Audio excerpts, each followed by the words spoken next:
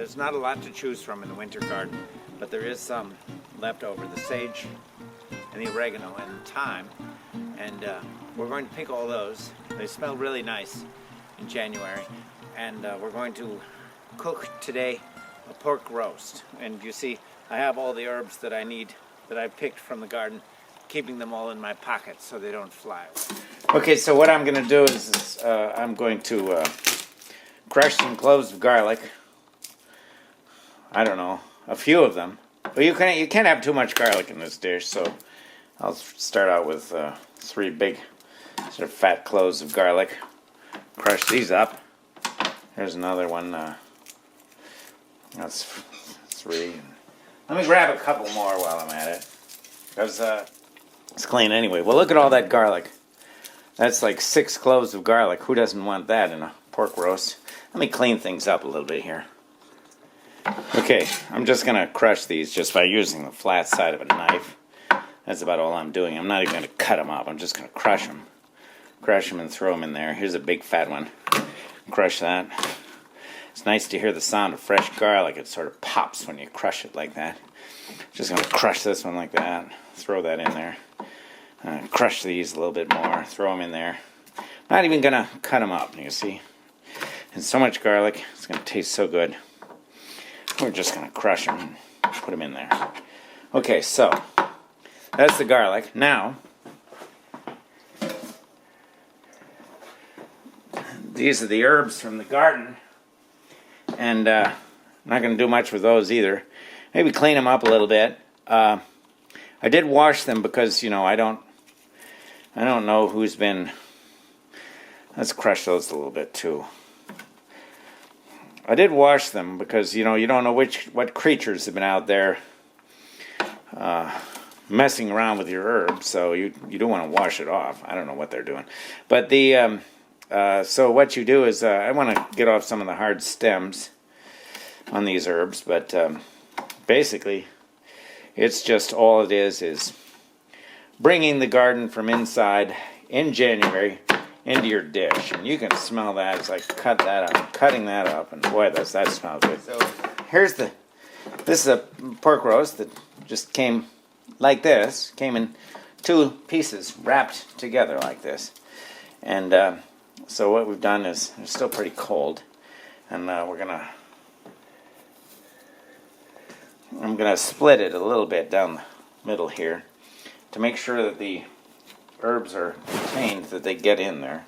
I'm going to split this one, not cutting all the way through, just splitting it a little bit to give more places to hide the herbs. And so that's where we're going to start there. So we've got 2 pieces of pork loin split apart like that, and what we're going to do is we're going to tie them together. We're going to stuff them with herbs and all sorts of good stuff. Tie them together. First, I'm going to grind some pepper over everything. Get a nice coat of pepper in there. It's fun to sort of experiment with herbs, see what you think might be good on pork, and if you think it might be good in pork, probably will be. So, then what we're going to do is this. All those herbs and garlic, I'm just going to jam that in there, like that. Jam that in. See that? I'm going to jam those in. And then when the grilling happens, everything is going to be working together to give you some amazing flavors. It's some garlic, some pepper, oregano, sage, thyme, everything fresh from the garden. See that? And so what I'm going to do is flip that over like that. Flip that over like that, and it's going to sit there. And then we're going to tie it together with some kitchen twine. Okay, so what we're going to do is we've got some twine here for baking. I'm just going to tie this like this. And nothing fancy about that, just tying it up. And then I'm going to wrap that around like that. I'm going to keep moving around in this direction what I want to do is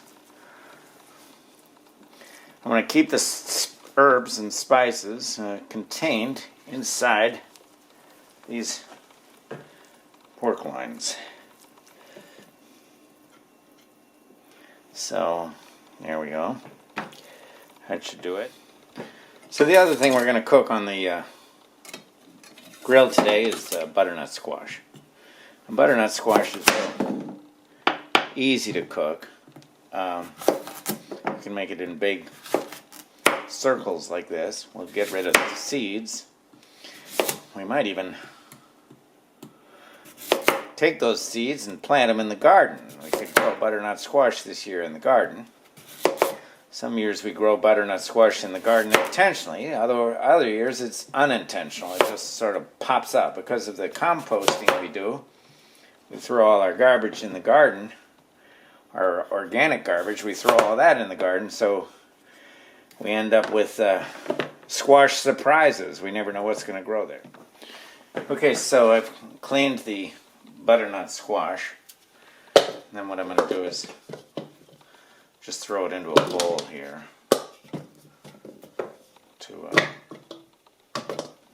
Again, some of the pieces are very thick, but they'll do fine on the grill. So what I'm going to do is I've cleaned the butternut squash. So what I'm going to do is throw some olive oil in there.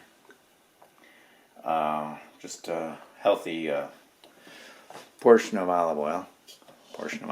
In there. And then I'm going to add a few spices. What I'm going to do is put a little salt in there. A little Himalayan salt, pink salt from the Himalayas. I'm not sure why that's important. And some pepper. I'll put a little pepper in there. I'm going to sweeten. I'm going to add a little bit of spiciness to this. And I'm going to put in a little bit of cumin in there. Give it a little spiciness. So this is going to have some spiciness and some of the sweetness that you get in coriander. That's quite interesting flavors here today. You got your coriander, cumin, and a little bit of coriander, cumin, and salt and pepper and olive oil. We're going to see what that tastes like.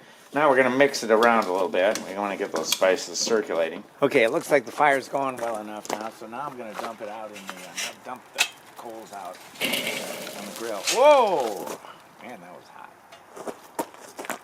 There's a bunch of dry leaves around, so you got to be careful about that. Because, you know what dry leaves will do. Well, they'll catch on fire. No, wait a minute. Wait, where's my stick? I got to spread the coals around. You got an official coal spreading stick here. No? I was going to make sure you have a coal spreading stick. I'm going to spread the coals to the outside pretty much and leave the center without coals, which the whole grill will get hot. But we're going to avoid having the center just be... It's hot. This is the pork roast that we were talking about, so we're going to just lay that on the grill there. Oh boy, that's going to be good. Throw that there. And then I'm going to show you what we're going to do with the vegetables. We're just going to lay all those out, just right like that. Oh look, I think I'll put a Brussels sprout in between the... This is the butternut squash. This is really good.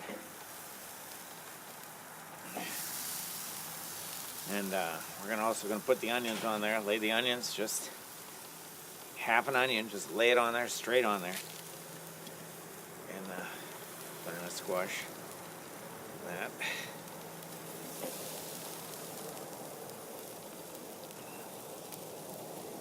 All around.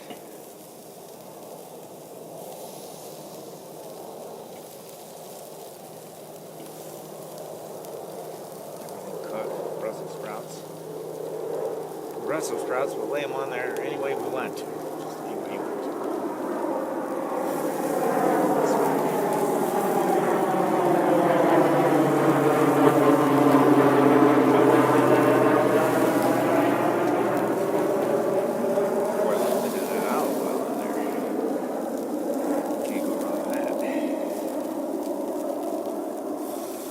So, there's the grill. It has all the items that we talked about on it. The butternut squash, the onions, the Brussels sprouts, and the pork roast. And so, we're going to see how that goes. I think what we're going to do is cover it and let it, we're going to let it grill, but we want it to bake also a little bit. We want to make sure that the heat, especially when you're cooking outside in cold weather, you have to be careful. If it were windy, you'd lose a lot of the heat would blow off. So it's fine here, but we will probably cover it and let it bake a little bit.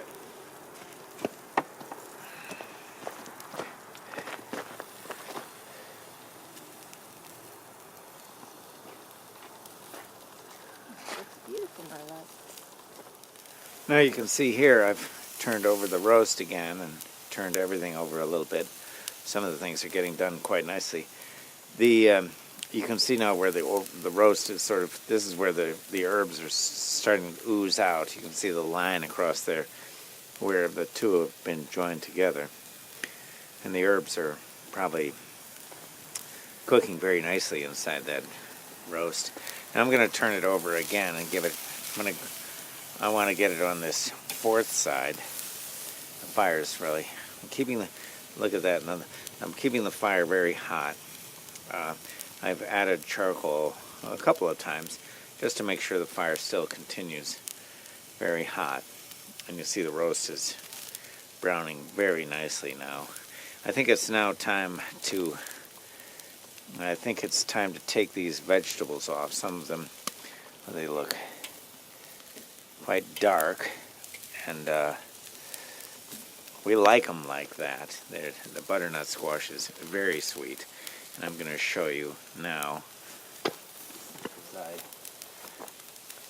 take these vegetables off the fire, and I just put them back in the bowl that they were marinating in. Oh, those look very good. So you see how that butternut squash looks? That just tastes so good. Gives you that charcoal taste, and very sweet, buttery. Well, that's why they call it butternut squash. This one's probably done more. The Brussels sprouts are done. For sure, they're fine. They are really nicely roasted. They feel tender now. And so what's going to happen is I'm going to get all these vegetables off. And there are the onions. You see there's an onion? See that how that is very nicely done. That'll add some nice flavor to everything on the plate. And, oops. Uh-oh. I dropped one. I told you that could happen easily. What's important is that you keep the onion intact if you can to get it all off the grill. And it doesn't really need a marinade. You can add whatever you want to later to it. A little olive oil certainly wouldn't hurt. And now, with the roast continuing to cook, ooh, that's so hot now.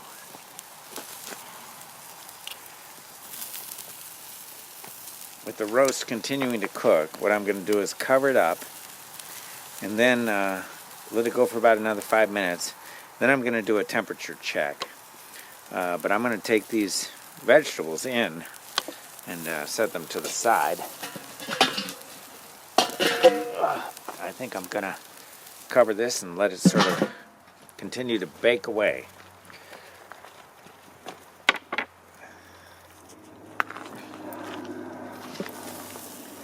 Okay, again, give the roast another 5 minutes or so. Oh my gosh, it's browning really quite incredibly.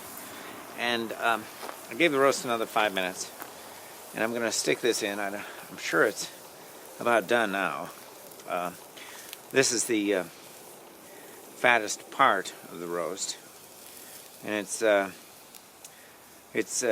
145. So we are at the point now where we are going to remove this, and then we'll take it in, let it sit for a minute, and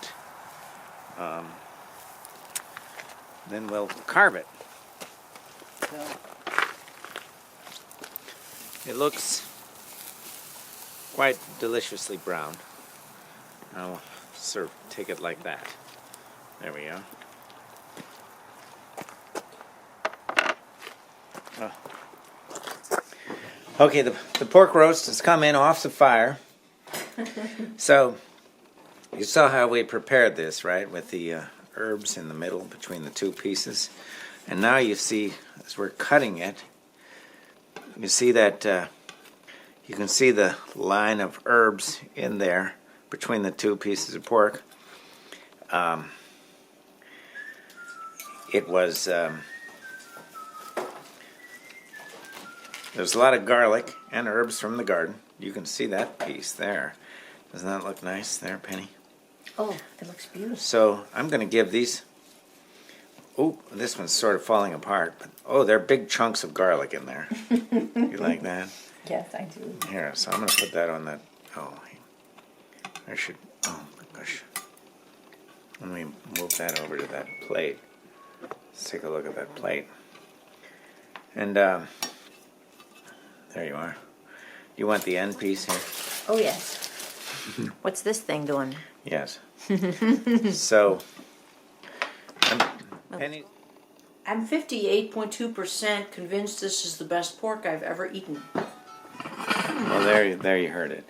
Okay, so what I'm going to show you now is this is the plate that we have, and this is pork roast with herbs from the garden in January.